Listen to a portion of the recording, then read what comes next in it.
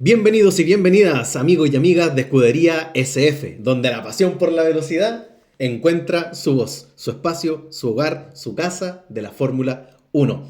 Hoy me encuentro con mi querido amigo Sebastián para transportarnos y transportar también su imaginación y su representación al mítico circuito de Suzuka, hogar de momentos históricos y curvas que separan a los mejores pilotos de aquellos legendarios. En esta previa al Gran Premio de Japón 2025 desglosaremos todo lo que la comunidad de este hermoso deporte quiere saber. ¿Qué sorpresas nos traerá este Gran Premio para este año? ¿Qué pasará con la pista? ¿Quién llega con hambre de victoria para este Gran Premio? Acompáñenos para poder desglosar en esta previa del Gran Premio de Suzuka todos los detalles para esta carrera épica e histórica dentro del gran circuito cierto de la Fórmula 1. Con respecto a todo lo anterior que he podido mencionar, me encuentro y aprovecho de presentar y darle la bienvenida también a mi querido amigo Sebastián. ¿Cómo estás? ¿Cómo te encuentras? ¿Qué nos traerá este gran premio, amigo? ¿Y qué pasará con Liam Lawson? ¿Quién sabe? ¿Quién sabe? ¿Qué sorpresas nos traerá nuestro legendario Yuki Tsunoda apostando, según sus declaraciones, a un posible podio en su propia casa? Amigo, te doy el pase ahora, preséntate y comencemos esta previa. Arigato kyoyu. Minasan Scuderia S. No Atari. Aktachi. Yokoso. No tengo idea de lo que acabo de decir. Grande Google. Amigos y amigas de Escudería SF. Habla acá Sebastián. Gracias Francisco, profesor, por el pase. Estamos muy contentos y expectantes por lo que puede ser este Gran Premio de Japón, el cual nos ha dejado muchas cositas durante la última semana. Este parón forzado de Fórmula 1 nos ha dejado primero con mucha ansiedad y ganas de seguir viendo una categoría la cual nos promete mucho este 2025, pero por otro lado también nos entrega ciertos damnificados, ciertas historias las cuales en un comienzo, en el capítulo anterior, también intentamos tratar, pero que ahora ya tenemos las noticias más frescas y queremos expresárselas a ustedes, nuestra querida comunidad. Estamos acá en vista de la edición 39 del Gran Premio de Japón, el cual, como un poquito de historia, no siempre se disputó todo, perdón, en Suzuka, sino también en el gran circuito de Fuji. A ustedes quizás podrán recordarlo en grandes campañas como fueron las del 2007 y 2008, con mucha lluvia, característica de Japón, importante. Pero este fin de semana se va a disputar en Suzuka. Estamos muy expectantes en cuanto a dicha carrera. ¿Qué podemos hablar de aquello? Un poquito de historia les puedo contar. En 1962, Soichiro Honda, dueño de la compañía homónima, decide construir un circuito en Suzuka, al sudeste de Nagoya. El circuito se encuentra dentro de un parque temático, el cual fue diseñado para los propios trabajadores y pensado este circuito para hacer pruebas en una área que estaba recién innovando Honda, que era el deporte motor.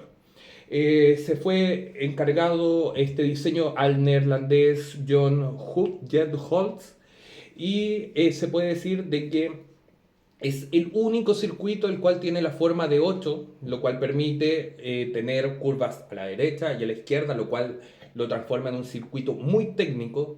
Pensar de que los planos originales, la forma de 8 no era como tal, sino que tenía un 8, otro 8 y otro 8, eran tres veces en las cuales se hacía esta trenza, lo cual hubiese sido muy interesante de ver, Así es, pero se así es. decidió este circuito de 8, el cual para algunos está inspirado por el eslogan de Honda, The Power of the Dreams, y la idea del infinito, esta idea del sueño, de la innovación infinita que Honda tiene y trata de plasmar con sus Claro. autos, y en este caso con este circuito que para todos los pilotos y amantes de la Fórmula 1 es un clásico, aun cuando tiene una data reciente. Recién en el año 87 entra en la categoría, pero eso ya son detalles que más adelante les vamos a dar. En principio lo único que les puedo entregar son lo siguiente. Este año en el Gran Premio de Suzuka se van a disputar 53 vueltas en una longitud total de 5,807 kilómetros, en una distancia total de 307,471 kilómetros, siendo teniendo una zona de DRS. El récord de vuelta lo ostenta Lewis Hamilton el año 2019 con un tiempo de 1 minuto 30 segundos y 983 milésimas, pero en clasificación Sebastian Vettel logra el tiempo de vuelta más rápido registrado en el circuito de 1 minuto con 27 segundos y 64 milésimas.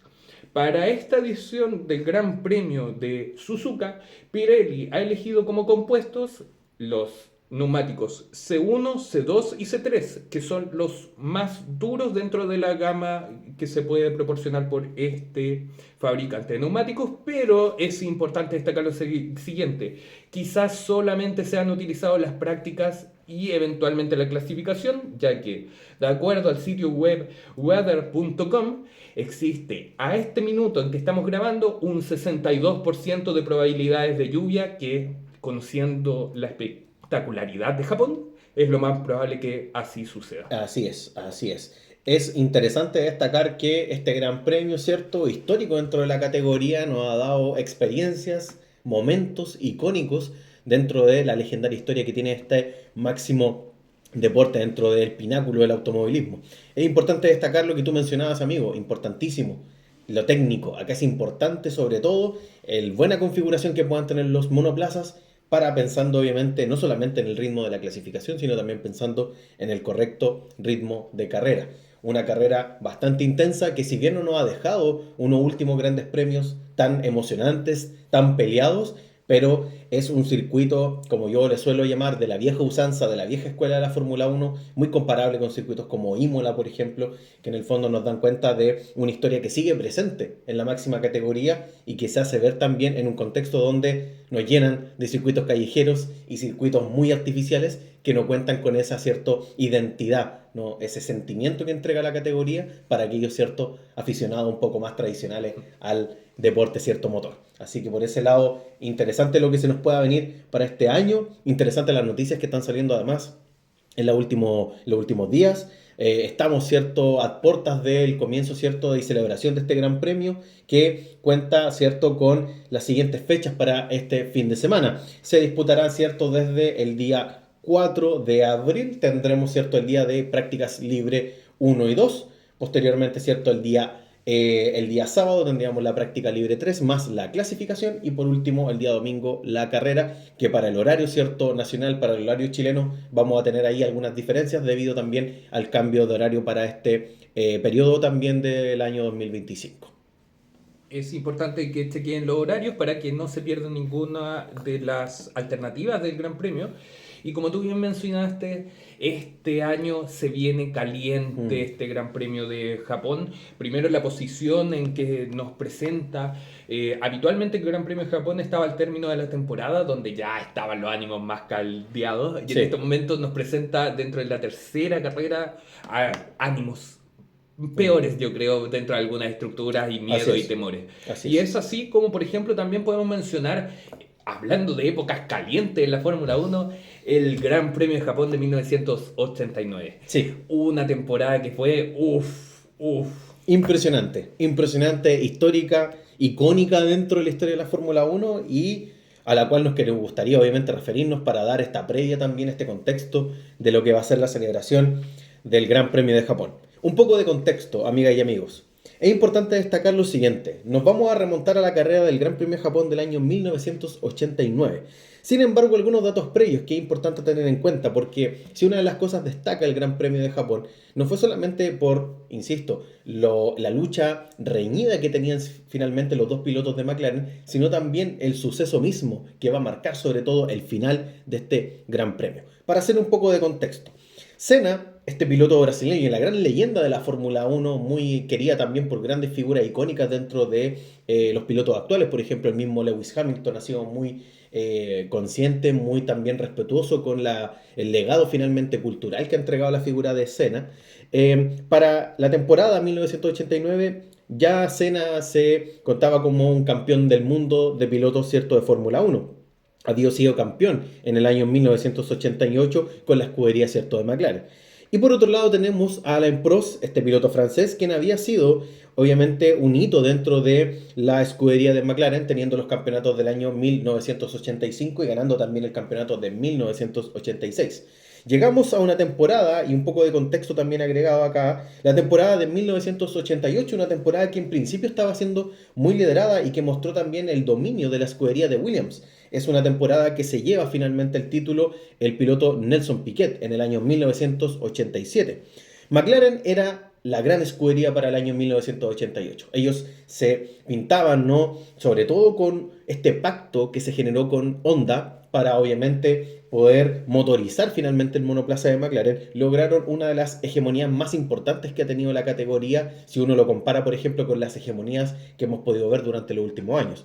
Es importante que destacar lo siguiente: para la temporada de 1980 para la temporada de 1988, el coche dominante de este periodo fue el MP4 de la escudería McLaren, ¿ya? Es importante también destacar acá lo siguiente: Ayrton Senna entra como piloto en el año 88 a propósito también de las sugerencias y comentarios que había hecho el mismo Prost, quien quería obviamente también contar con la presencia de un gran piloto.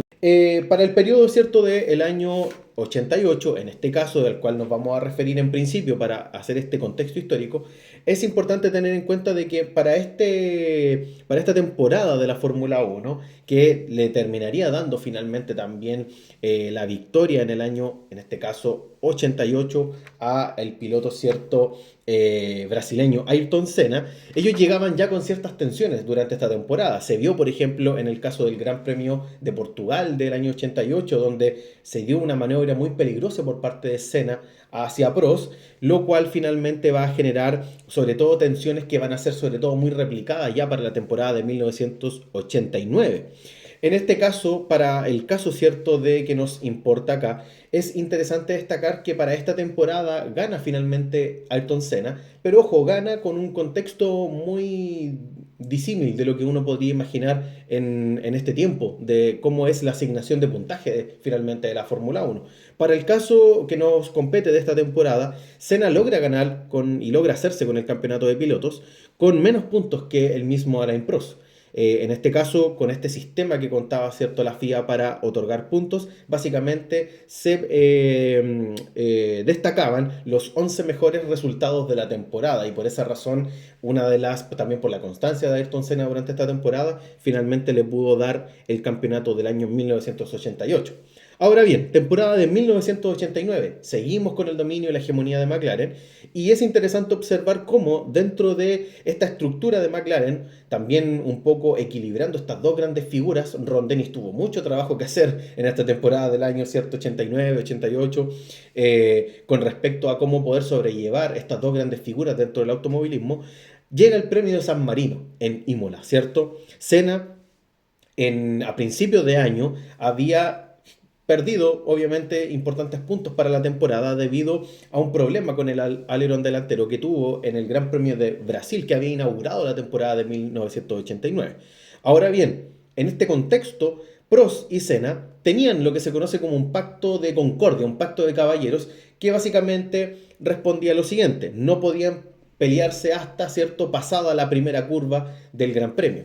No obstante, en una carrera muy caótica, que inició de una manera muy caótica, como fue el Gran Premio de San Marino de este año de 1989, Berger, piloto, ¿cierto?, de Ferrari, se estampa en la curva de Tamburello, prendiéndose fuego el auto, por lo que se tuvo que volver a relanzar esa carrera. Y en esta relanzada es que Prost toma la punta, pero Senna lo ataca y además lo adelanta en la aproximación de la primera curva del Gran Premio, ¿cierto?, de Japón, en Suzuka, en la curva de la Tosa. Senna dominó el Gran Premio y terminó ganando en el Gran Premio de San Marino. Me había equivocado anteriormente. Con toda esta situación, sobre todo por el no respeto finalmente de este pacto que se había generado entre estos dos pilotos, Ron Dennis tuvo que mediar una situación muy compleja en la cual Senna tuvo que reconocer y pedir disculpas públicas con respecto a lo que ocurrió en el Gran Premio de San Marino. Una situación que incluso el mismo Alain Prost cuenta que Senna lloró al momento de que se le pidió por parte de la escudería, y la presión también que ejerció el mismo Ron Dennis, al sentirse presionado a aceptar la responsabilidad o la culpa de lo que había sucedido en el Gran Premio de San Marino. Por esta razón, en esta situación del contexto del Gran Premio de San Marino, la tensión entre ambos pilotos fue total y conllevaría finalmente la gran tensión durante toda la temporada del año 1989. ¿Qué es lo que ocurre acá entonces? Llegamos al Gran Premio de Suzuka en el año 89. Importante acá destacar lo siguiente. En el contexto de la temporada, Senna tenía más victorias que Prost y en este caso Prost, si bien no tenía la gran cantidad de victorias que tenía o que acumulaba para esta temporada Ayrton Senna, Prost era un poco más regular y consistente, ¿ya? Senna en la quali quedó incluso, fíjense, en la quali del Gran Premio de Suzuka 1,7 segundos, incluso delante de Prost. Un Prost que obviamente no salía de la mejor manera, pero que en el contexto de la carrera, el ritmo de carrera, la configuración que le pudo dar al monoplaza, le sirvió bastante para poder finalmente llevarse con gran parte del dominio que tendría finalmente este Gran Premio. En este sentido, la carrera inicia y Senna pierde el liderato de la carrera. Prost lo adelanta y logra mantener un ritmo espectacular durante gran parte del Gran Premio. Pasa lo siguiente. En un momento después, cierto, del cambio de neumáticos por parte, cierto, de Ayrton Senna, que le benefició mucho, sobre todo para el ritmo de carrera, comenzó progresivamente esta distancia entre Prost y Senna comenzó a achicarse, que en algún momento fue muy amplia, pero progresivamente comenzó a achicarse. Y en un caso bien particular, Prost mantiene la distancia de un segundo con Senna, cuestión muy peligrosa porque Senna era reconocido también por su explosividad al volante y también por esta agresividad al momento de adelantar al resto de monoplazas.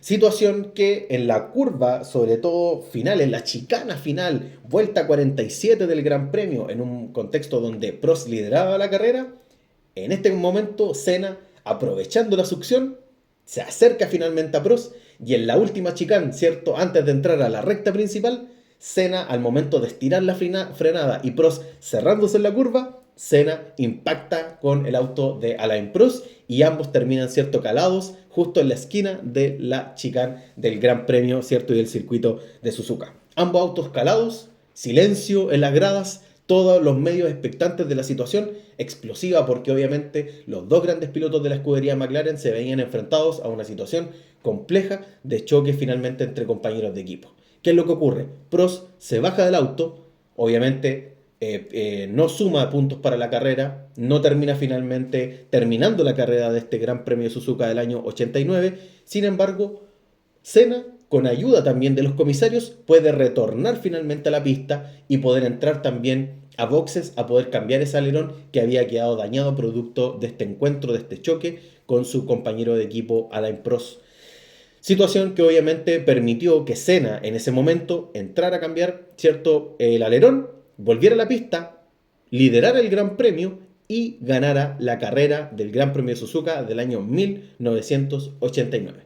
Con todo esto, la situación, ¿cierto?, de la temporada, álgida, tensa con esta situación, que generó que obviamente Senna en el momento de ganar la carrera se obviamente sumaba importantes puntos, sobre todo para poder equiparar el dominio que había tenido finalmente Prost durante la temporada.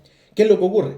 Senna, posterior, ¿cierto?, al Gran Premio, fue descalificado producto de una situación bien particular respecto a una medida y sobre todo una directriz que entregó el presidente finalmente de la FIA, Jean-Marie Balestre, quien mencionó que la reincorporación finalmente que tuvo Senna después, ¿cierto?, de este choque encontrón con Prost, no fue finalmente en términos de la legalidad o cómo correspondía finalmente este reingreso, por lo tanto se fue descalificado también por esta acción que cometió en este caso el piloto brasileño. ¿Qué generó esta situación? Que en este caso Alain Prost se levantara finalmente como el campeón finalmente de la temporada de 1989 de mano, ¿cierto?, de la escudería McLaren y este matrimonio importante que va a ser también con el motorista Honda. ¿Qué te parece este Gran Premio, amigo? ¿Qué podemos hablar respecto a este momento histórico dentro de la historia de la Fórmula 1? Primero, señalar aparte del contexto muy bueno que nos acabas de proporcionar, porque en definitiva es una carrera histórica por todo lo que se vivió en las temporadas anteriores, en especial lo que significó la temporada 88 y 89 para el equipo McLaren, que en definitiva es lo que hace que Prost con posterioridad a esta temporada se vaya a Ferrari. Decir que dentro de las probabilidades de un piloto que podía salir campeón, como Senna, era la chance importante de, dentro de un circuito conocido, tratar de lograr ese triunfo que pusiera todas las expectativas y presiones para Prost en el último Gran Premio, que sabía muy bien manejar el brasileño. El gran problema fue que, de acuerdo a lo que hemos analizado y que muchas personas han analizado durante el correr de los años, de quién es la culpa al momento de este adelantamiento, que en definitiva es bien caótico dentro de la historia. Eh, Acá lo dejamos a criterio de cada uno, porque si yo les hablo desde la perspectiva de fan de Senna, todos los fans de Prost o de la Fórmula 1 histórica van a estar en contra, o asimismo, si yo digo que Prost tuvo la culpa, quizás otras personas se van a enojar. Lo que sí podemos decir es que nuevamente, y tomando por ejemplo extractos de lo que pudimos hablar en el capítulo anterior, hay un problema en cuanto a las directrices de carrera de la FIA. En este caso de la FISA, entender de que hasta 1993 el control de estas decisiones, que estaba precedido por Jean-Marie Balestre, eran por la Federación Internacional de el Deporte Motor, que era una división de la FIA, pero quien tenía regulaciones propias y que estaba bajo esta figura de un francés, el cual a no todo el paddock le acomodaba, no todo el paddock tenía buenas relaciones con él, y que decían algunos, y que ahora con el tiempo también se ha manchado mucho su nombre, que era una figura el cual apoyaba mucho a Alain Prost. Dicho eso, lo lógico dentro del deporte motor es que un piloto, cuando sufre un accidente, salga por la vía más segura para poder retomar la marcha. Hay que considerar de que Senna tuvo serios problemas en el auto, lo que significó primero que tuviese que volver a pista después de varios minutos tratando los comisarios de sacarlo, y después hacer el cambio de alerón pertinente para poder seguir manteniéndose en carrera, y aún así, como tú bien señalabas, el poderío del McLaren logró que Senna ganara este Gran Premio, y que después la descalificación por una normativa, la cual en definitiva fue forzado los comisarios de carrera, según lo que se dice dentro del paddock, en definitiva empaña una temporada la cual era por sí ya emocionante, y que en definitiva llevó a ser catalogado, por ejemplo, Senna como un piloto peligroso, que tenía la obligación de pedir disculpas públicas a un Balestre, el cual tampoco fue bien aceptado tanto por la escudería McLaren como por el propio Senna, y que en definitiva mancha una temporada en la cual fue bien rica, pero que después Senna se buscaría revancha en el año 1990. Sí, por supuesto. Interesante lo que mencionabas, de cómo también incluso el afecto de la nacionalidad pesa también en ciertas decisiones que se han podido tomar, por ejemplo, en términos de la reglamentación de aquellos organismos que regulan finalmente el deporte. Le han podido dar finalmente el clavo a que se presente una situación como la que podemos revisar con el Gran Premio de Suzuka, en la cual finalmente, por esta conexión de nacionalidad, Balestre finalmente le entrega, ¿no? A través de esta medida y esta decisión que se toma, la inclinación finalmente por Alain Prost para poder llevarse el título del campeonato de pilotos del año 1989. Considerando todo esto, obviamente, claro, Senna tuvo su revancha, y tuvo su revancha al año siguiente, en el año 1990, con un Prost que ya se encontraba dentro de la escudería Ferrari, y que en el contexto del Gran Premio de Suzuka, Senna, al inicio de la carrera, choca a Prost, sacándolo finalmente a ambos de pista, ambos contra el muro, donde más encima, con esta situación, Senna se proclama como campeón del año 1990. Su revancha, su venganza, si lo queremos llamar así, pero obviamente fue un hito importante y que daba cuenta también de la filosofía también de Ayrton Senna, que iba al límite siempre. Y otra cosa no menor, dentro de los elementos importantes que han permitido caracterizar también al personaje que fue Ayrton Senna, es también esta filosofía de Si encuentras el hueco, tienes que ir a por él. Si hay el espacio, hay que encontrar la manera finalmente de sobrepasar a tu rival con tu monoplaza. Y eso obviamente impacta en lo que ha sido también el análisis de la carrera del mismo Ayrton Senna. Un piloto agresivo, muy al choque, muy al límite y que obviamente siempre mantuvo una filosofía clara al momento de correr en pista. Y que son los aspectos que en definitiva para el fanático son los trascendentales. En verdad, el buscar la espectacularidad como lo hizo Senna durante estas temporadas es lo que ha marcado una década. Porque Prost, a diferencia de Senna, era un corredor más calculador, que sumaba los puntos que tenía que sumar, no arriesgaba más, versus un Senna el cual luchaba cada maniobra y cada carrera como la última. Y que en definitiva lo llevó eso a perder la vida en Imola, que comentaremos en su momento respectivo. Solamente como dato anecdótico del Gran Premio de Japón de 1989, ¿quién ganó? Alessandro Nannini. Así es. Con su Benetton Ford, una de las promesas para la escudería Ferrari, que lamentablemente sufrió los problemas que más adelante hablaremos en otro capítulo con ese helicóptero que truncaron todas las posibilidades, y terminaron el podio Ricardo Patrese y Thierry Boutset, ambos de Williams. Así es. Interesante gran premio. Senna, ahora, una leyenda, obviamente, no podemos desconocer eso. Y Prost, otra leyenda importantísima dentro de la categoría. A veces muy poco reconocida desde el público latinoamericano, pero en Europa, por ejemplo, es una de las importantes figuras dentro del automovilismo, asesor incluso del equipo Alpine en su momento. Efectivamente. En el último año. El antagonismo de la Fórmula 1 siempre lleva a que, por ejemplo, un público odie a un piloto, como puede ser, y lo mencionaremos después, el caso de Lawson. Por ejemplo. El que se nos ocurre rápidamente. Claro, el que está más en boga, pero que en definitiva, igual, dentro de un relato y un espectáculo televisivo, vuelvo a reiterarlo, me encanta decirlo, necesitamos estas figuras más positivas o negativas. Pensar de que hace un par de años Hamilton era el gran ente negativo dentro de la Fórmula 1 porque ganaba todo. Claro. Después Verstappen. Y ahora, sí, lo mismo. En un espectáculo televisivo siempre hay pilotos los cuales se presentan como antagónicos dentro de la categoría. Por ejemplo, Hamilton, que durante su etapa en McLaren en primer comienzo y después en Mercedes era el piloto que causaba rechazo del público por ser primero un piloto de color, un piloto británico el cual había ganado todo, que algunos decían tenía ayuda, etc. Condujo un Ferrari en la temporada 2007, no cansamos de decirlo, pero que en definitiva ahora es limpiada la imagen porque está corriendo Ferrari para algún público específico de la Fórmula 1, para el público menos objetivo, mejor dicho. O así como Max Verstappen, un piloto el cual todos queríamos el 2021 que ganara, después nos cansamos de tanto dominio y todos queríamos que perdiera. Y así es cíclico. La Fórmula 1 tiene una infinidad de nombres los cuales han sido más o menos odiados o más o menos queridos. Lando Norris actualmente. Creo que es un claro ejemplo de un piloto que todos querían en un comienzo, en y ahora, pandemia, y ahora ya no.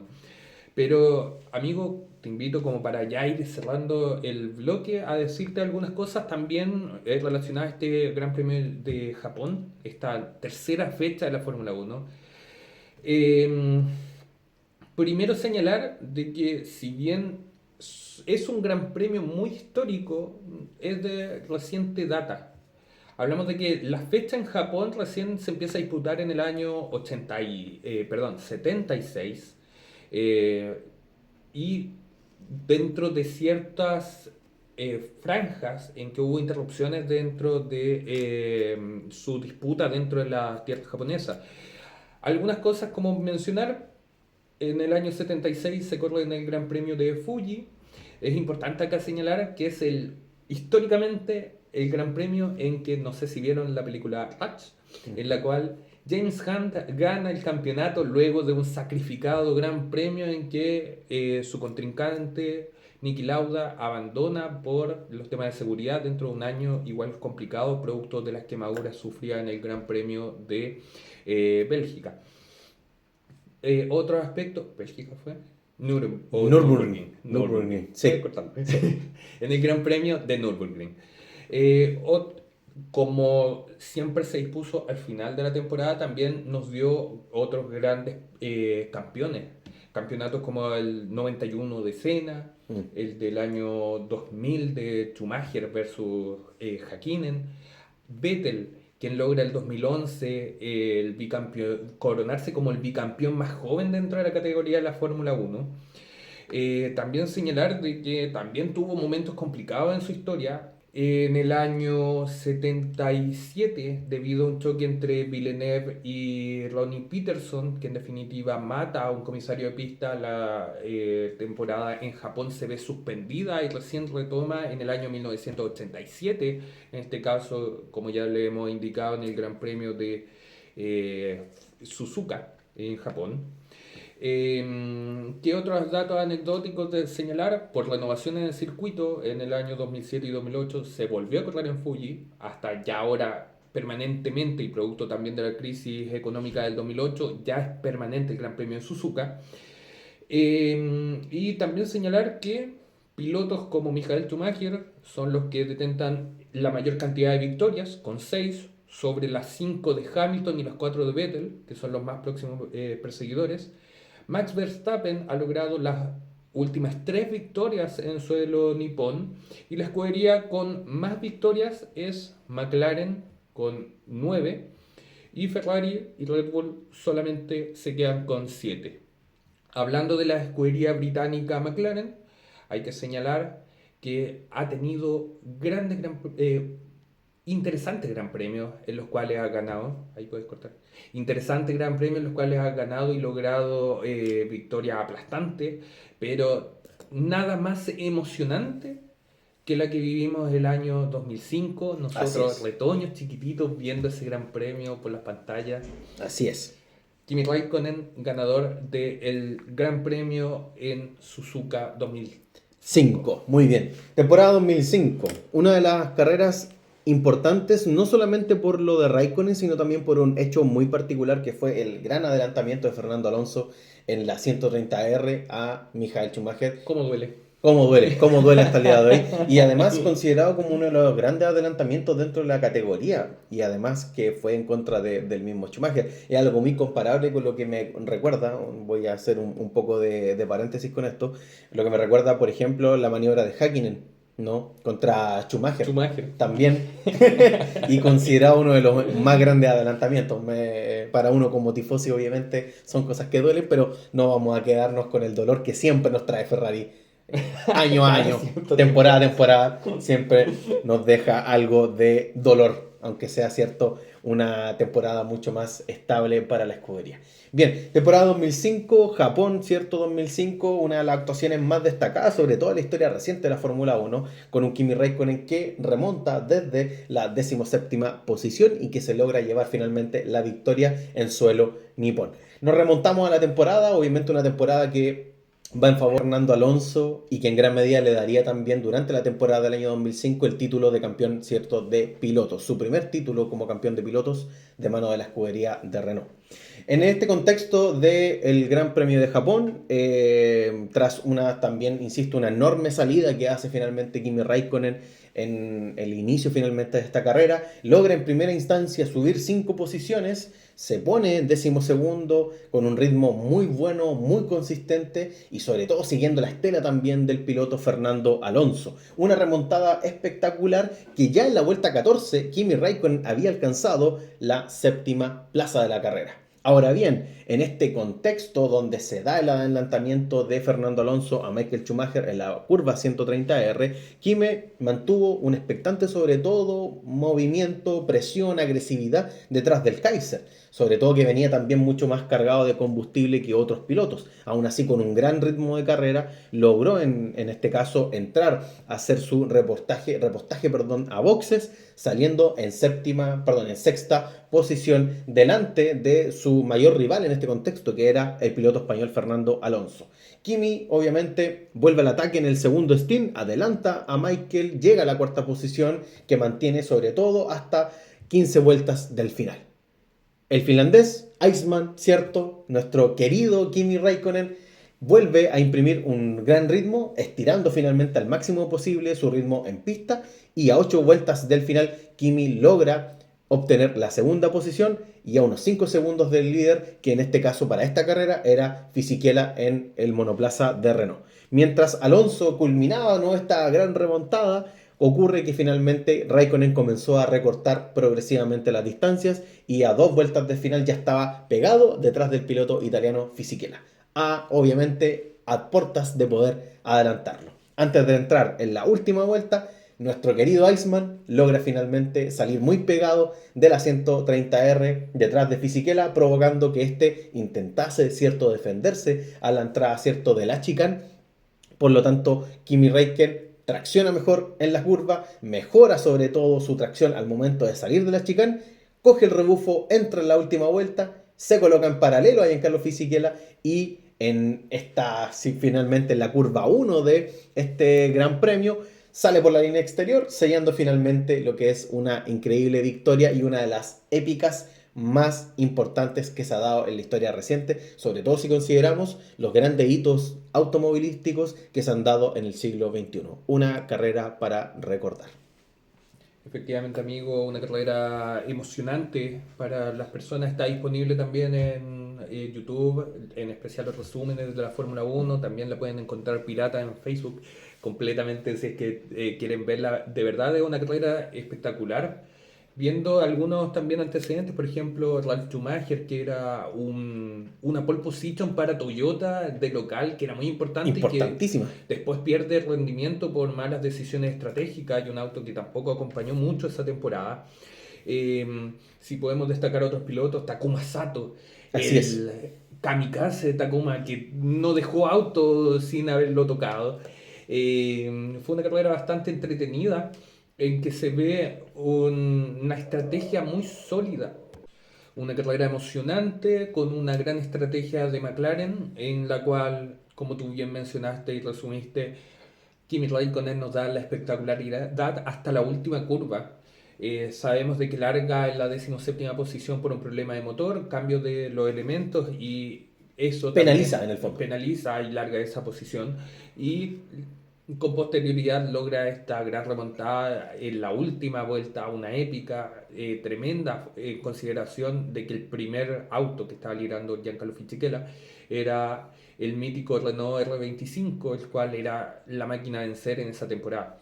Un McLaren que, si bien tuvo serias dificultades de fiabilidad durante esos años, demostró en tierras niponas de que podía lograr grandes cosas y que en definitiva con posterioridad sentó las bases para las próximas temporadas. Eso en cuanto a lo que nos puede entregar el Gran Premio de Suzuka. Esperamos de que, por ejemplo, las condiciones en esta carrera, que van a ser de lluvia, no nos dificulten en cuanto primero la espectacularidad del mismo, que se pueda desarrollar y que por otro lado no tengamos los inconvenientes como por ejemplo los que ya mencionamos en el episodio pasado del 2014 con Jules Bianchi y cualquier otro tipo de accidente que pueda dificultar la realización del Gran Premio.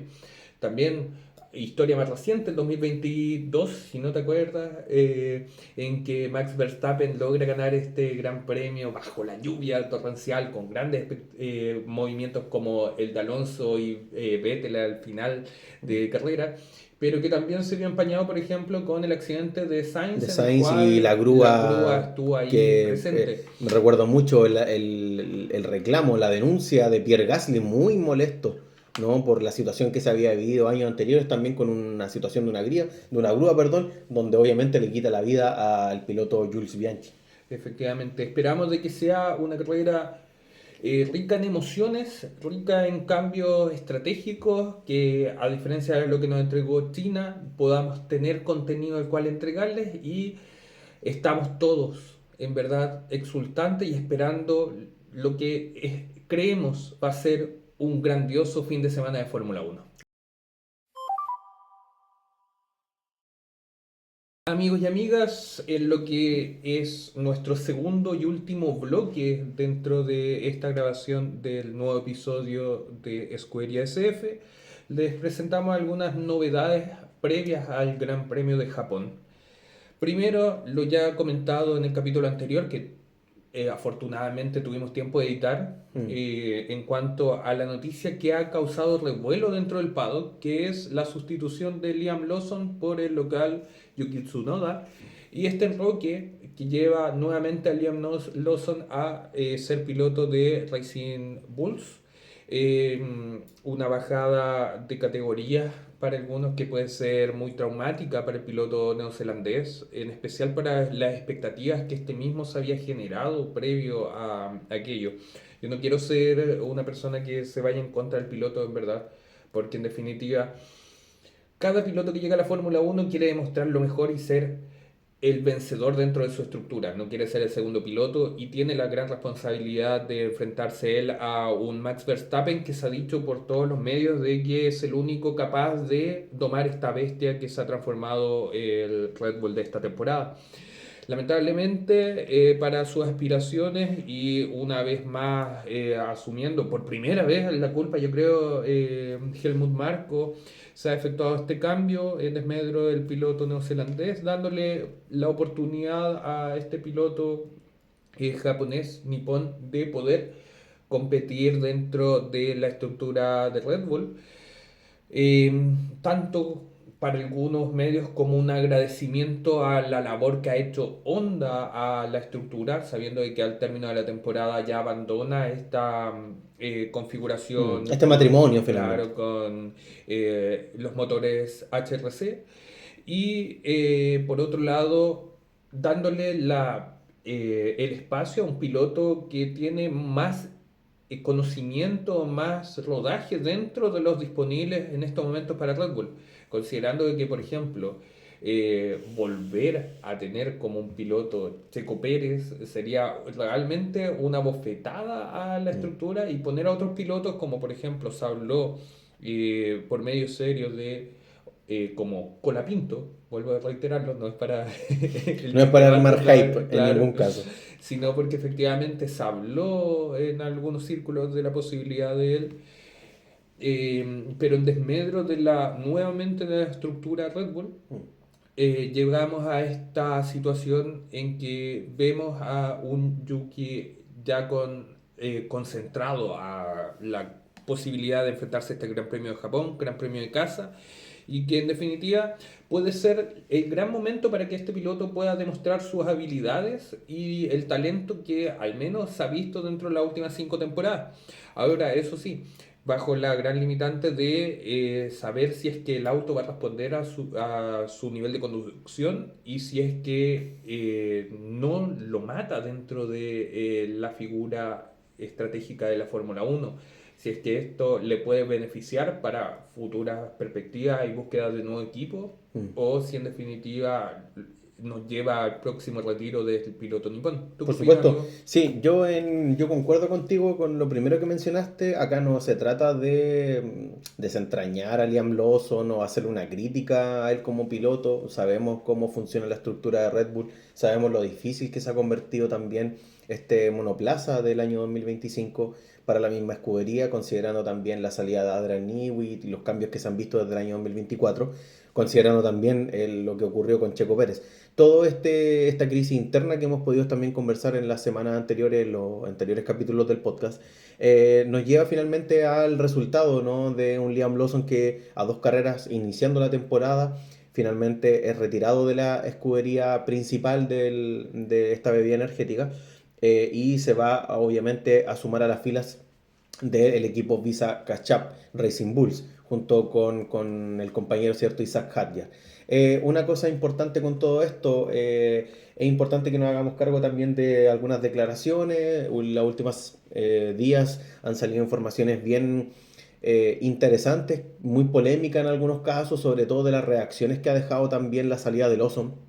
Una crónica de una muerte anunciada, debo decir.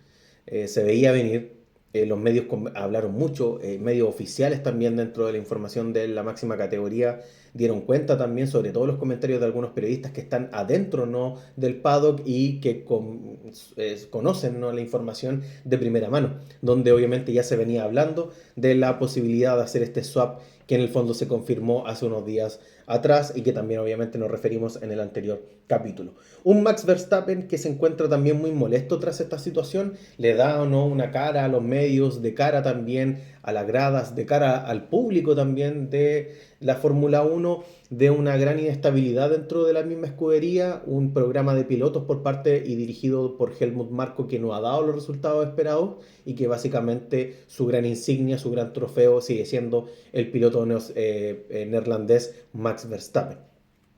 Con todo esto entra un Yuki Tsunoda a la escudería de Red Bull, un proyecto que le ansiaba, me imagino, hace mucho tiempo poder incluirse.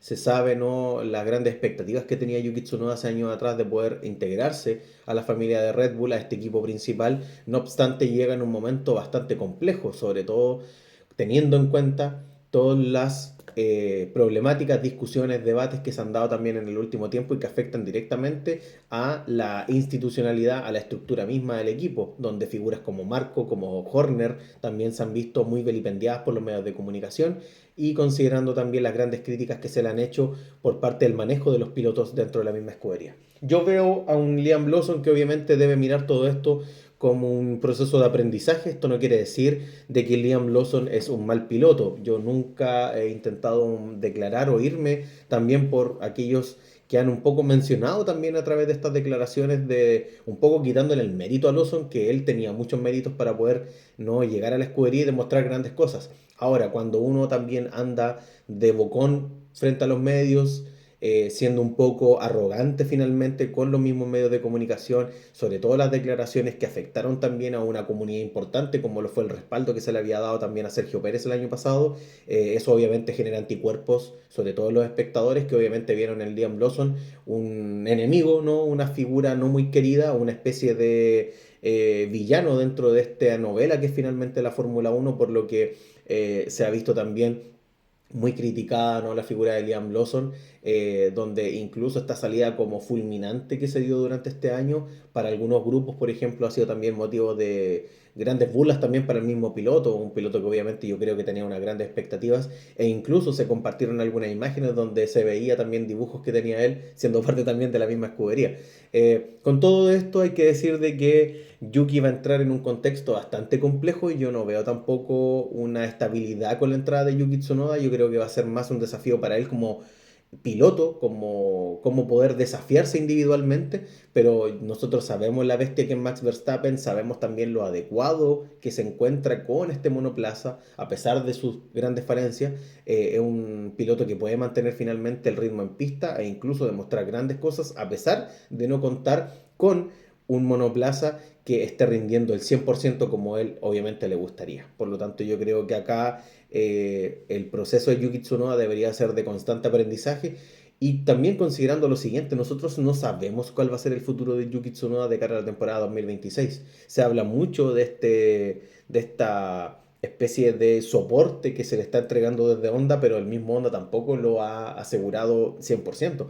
O sea, es muy probable que Yuki Tsunoda emigre también del equipo de Red Bull o de la misma estructura posiblemente para el 2026. O qué ocurre finalmente si puede llegar a equipos, se está hablando mucho por ejemplo de Aston Martin, ya que ahí va a seguir obviamente el contacto a nivel de las instituciones y la misma escudería. Por lo tanto, hay un juego interesante que yo creo que lo vamos a ver como resultado de cara para el año 2026.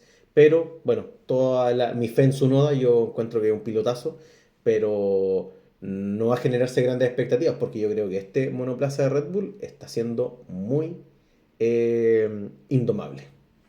Efectivamente, yo creo que es momento también de recoger una de las frases que dijiste en el último capítulo, que Red Bull es una cortadora de carne. Así es.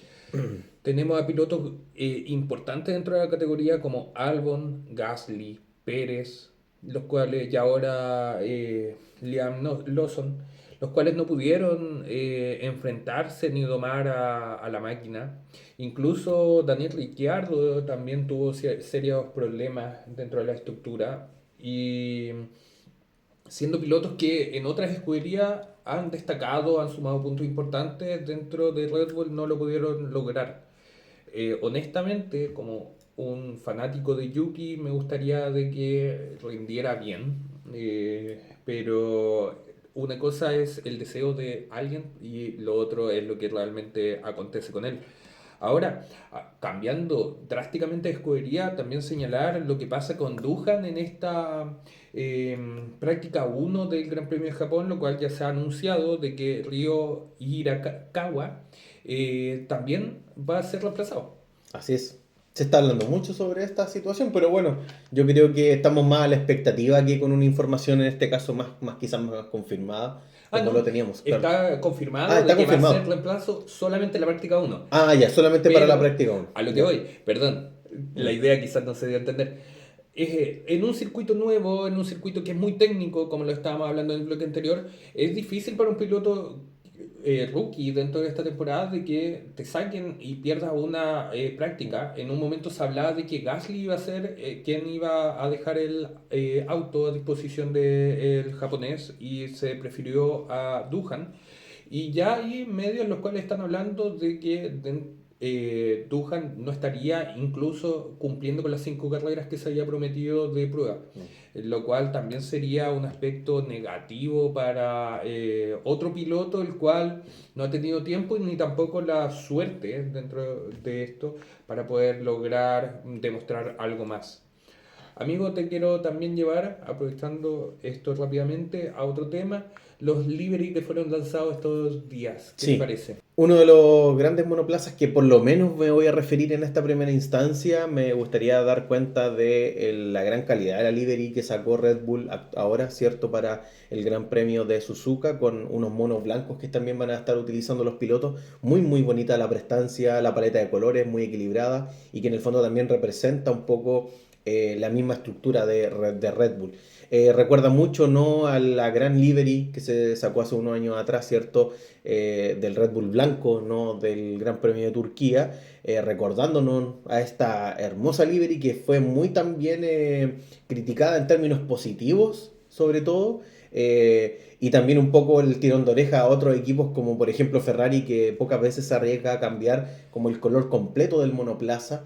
Que yo creo que en términos, por ejemplo, de los colores que podrían utilizarse la escudería Ferrari, podrían hacerse cosas bastante bonitas. Por ejemplo, siempre he dicho, un amarillo para Monza, por ejemplo, sería espectacular. Bueno, quién sabe que quizá en este contexto con Hamilton se pueda llegar a dar algún tipo de livery de ese tipo. Pero bueno, pues refiriéndome a estas últimas liveries, muy muy buenas las de Red Bull.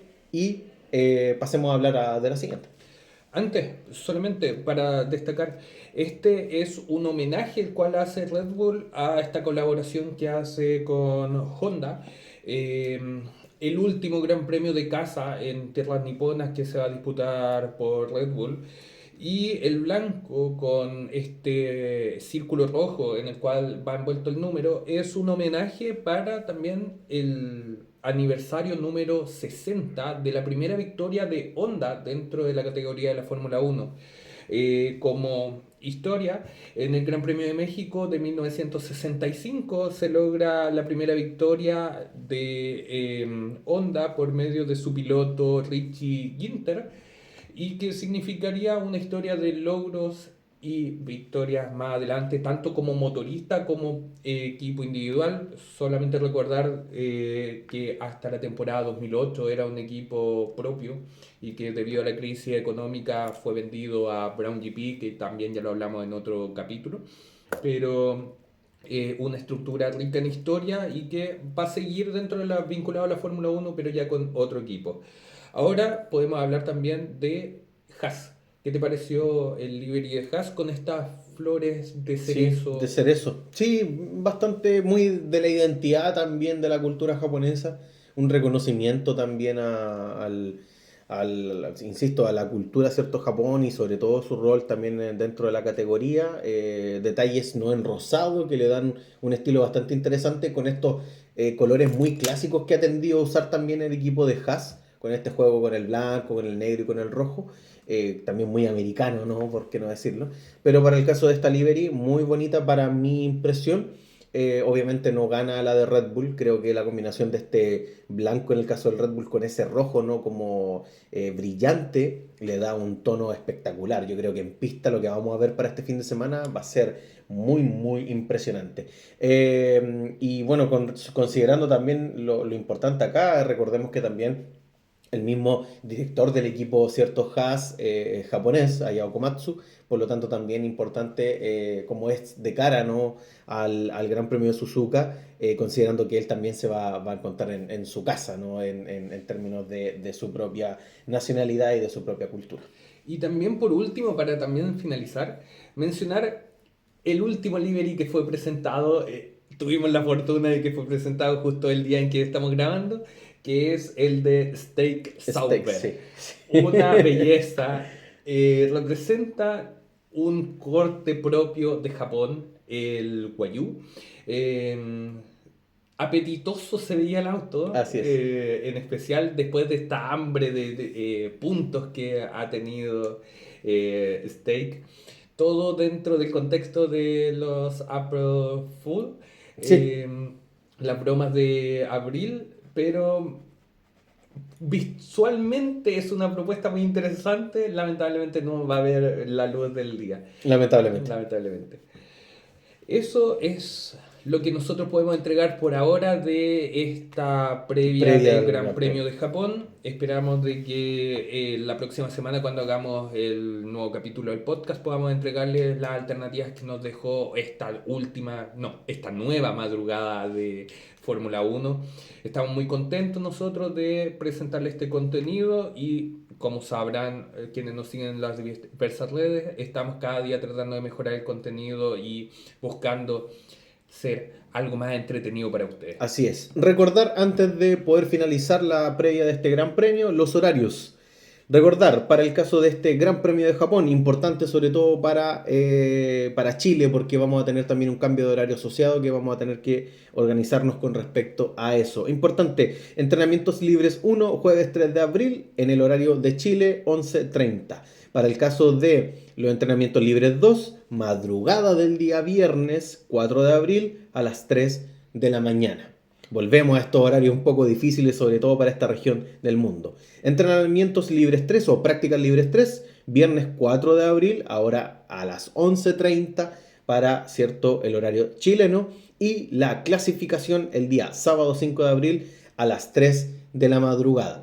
Ojo con esto, carrera sábado, obviamente entre el sábado 5 de abril para algunos casos y domingo 6 de abril. Importante, oficialmente la hora es a las 2 de la madrugada. Sin embargo, recuerden que para el caso chileno tenemos cambio de horario, por lo tanto va a ser una carrera que se va a disputar a las 1 de la mañana. Por lo tanto, a tener en cuenta esto para el fin de semana, con un gran premio que esperemos nos entregue cosas muy interesantes. Antes de terminar, amigo, pregunta, tus resultados para esta carrera. Uf, Predicciones. mis predicciones. Apuéstenle siempre en contra de lo que les digo. Al parecer he fallado en todo. Creo de que es un circuito favorable nuevamente para McLaren. No encuentro que haya un cambio muy drástico de aquello. Quizás la sorpresa la puede dar Russell. Siempre está en una posición expectante. No encuentro que sea un circuito particularmente favorable para Ferrari, en especial en estos momentos, considerando que hay ver lluvia. Se va a asemejar mucho a lo que pasó en Australia. Quizás lo más entretenido va a ser la parte media. Los puntos acá van a ser trascendentales y nuevamente van a verse los pilotos jóvenes un poco complicados. Vamos a ver aquello. ¿Tienes algún podio o no te apresuras? Norris para que pierda, Piastri y Antonelli. Ya, perfecto. Perdón, Ya, y sí. si todo resulta mal, Russell primero. Ah, ya. Me parece. Mis predicciones. No tengo a nivel de podio, pero sí voy a decir, los McLaren se chocan en este Gran Premio. Piastri y Norris chocan. Amigo, podio.